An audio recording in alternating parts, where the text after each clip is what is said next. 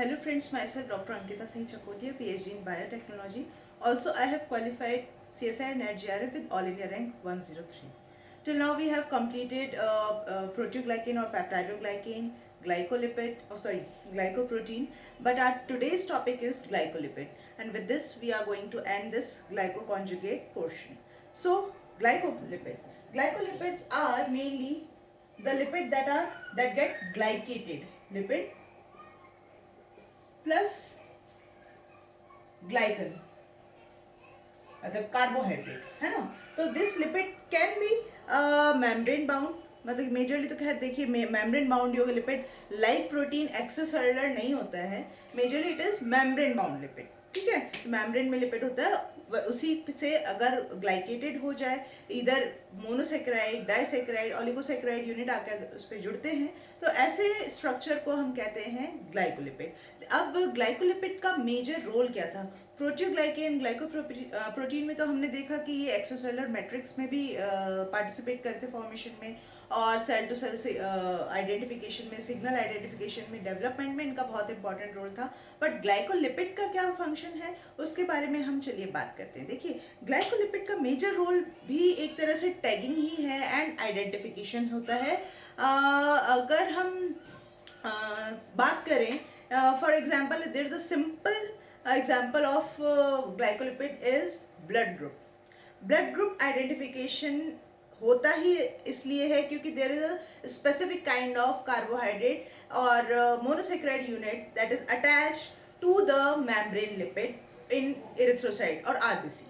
ठीक है, identification of मतलब कि उस कार्बोहाइड्रेट मोइटी को पहचान के ही हम ब्लड ग्रुप की पुष्टि कर पाते हैं कि किसी भी प्रत्येक व्यक्ति में किस प्रकार का ब्लड ग्रुप पाया जाता है.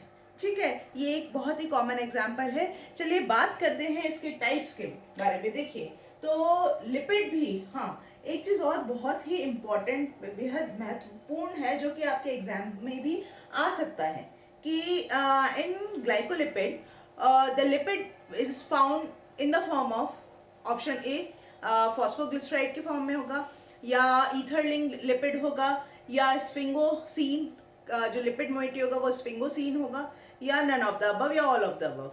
चौथा ही हो सकता है. तो लिपिड जो मोइटी जो बना रहा होता है, मेजर जो उसका स्ट्रक्चर, कोर स्ट्रक्चर है, वो बनता है स्फिंगोसीन से. देखिए, ये वाला जो पोर्शन है वो स्फिंगोसीन, ये स्फिंगोलिपिड वाले चैप्टर में हमने बहुत डिटेल में, जब हम लिपिड का कवर कर रहे थे, हमने बहुत अच्छे से स्ट्रक्चरल लिपिड्स के बारे में डिस्कस किया था. अगर आवश्यकता हो तो प्लीज कमेंट बॉक्स में आप मेंशन करिएगा, मैं अपनी लिंक उस चैप्टर की जरूर आप लोगों के साथ शेयर करूंगी. तो ये वाला जो पार्ट होता है ना, दिस इज कॉल्ड एज स्फिंगोसीन.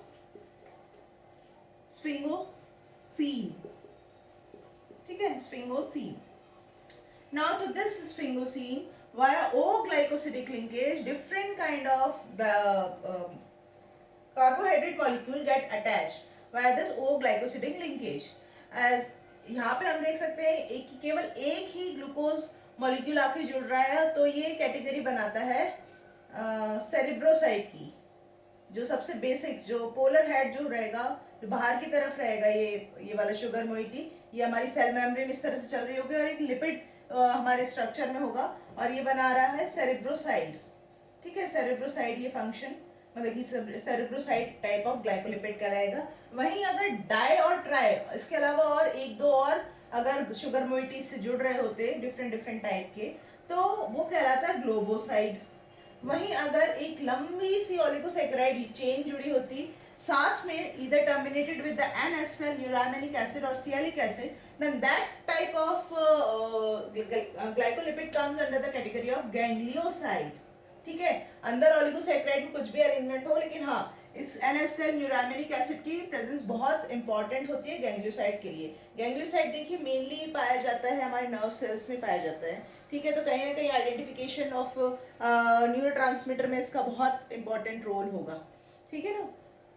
और ब्लड ग्रुप, जैसा कि मैंने छोटा सा एग्जांपल बताया ही, ब्लड ग्रुप में भी वही ओलिगोसेक्राइड होता है, डिफरेंट ए बी ओ, इसमें अलग अलग पैटर्न होता है. ये भी हम डिस्कस कर चुके हैं ब्लड ग्रुप वाले चैप्टर में, जब मैं लिपिड के बारे में, लिपिड बड़ा चैप्टर था, उसमें हमने एक सब टॉपिक ब्लड ग्रुप भी डिस्कस किया था। ठीक है, तो उसमें आपको इसका इन सब का डिटेल मिल जाएगा, हर एक स्ट्रक्चर का डिटेल लेक्चर आपको वहाँ मिल जाएगा।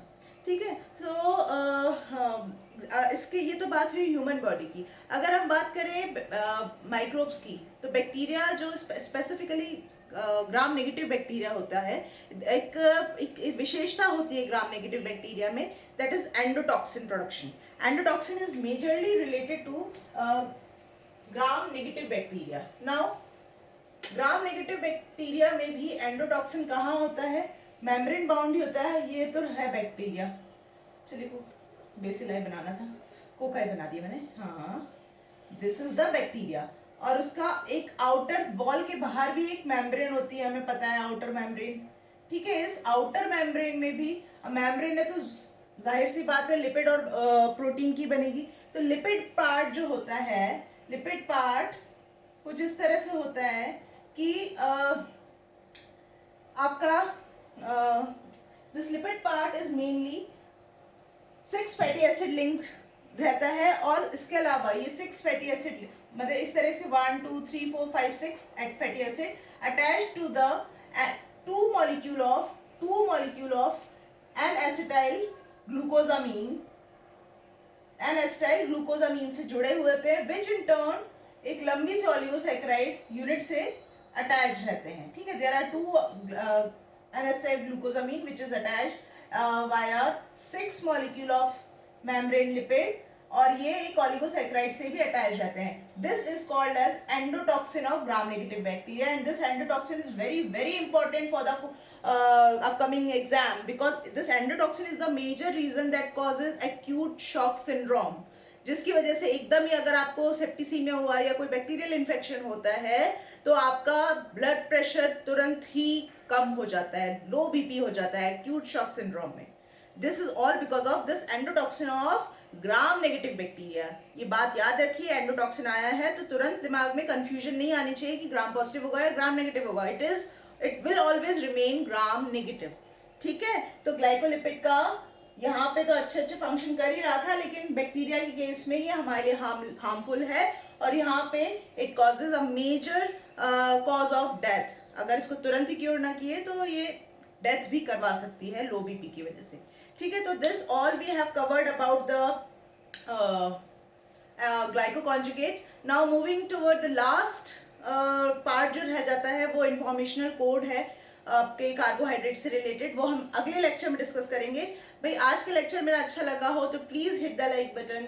आप लोग लाइक नहीं करते हो, ये बड़ी शिकायत है मेरी आपसे। बड़ी मेहनत से मैं लेक्चर्स तैयार करती हूँ और आप लोग लाइक नहीं करते, बस एक देखते हैं और आगे निकल लेते हैं। व्यूज मुझे बहुत मिल रहे हैं, बट अनफॉर्चुनेटली आप लोग बड़े आलस करते हैं लाइक वाले बटन को प्रेस करने के लिए। तो प्लीज लाइक करें, और जितने भी, जैसे कि मैंने बताया, मैंने लिपिड वाला पार्ट कंप्लीट कर चुकी हूँ, मैं प्रोटीन भी कवर कर लिया है, एंजाइमेटिक यूनिट 2 ऑफ यूपीएचईएससी बायोकेमिस्ट्री के पार्ट से मैंने वो भी कंप्लीट कर लिया है। अगर इन सब का डिस्क्रिप्शन, मतलब कि लेक्चर्स भी चाहिए, तो प्लीज आप कमेंट बॉक्स में मेंशन करें, I share the link with you. And मिलते हैं अगले लास्ट टॉपिक के साथ में, कार्बोहाइड्रेट चैप्टर के। Till then stay safe and stay blessed, bye.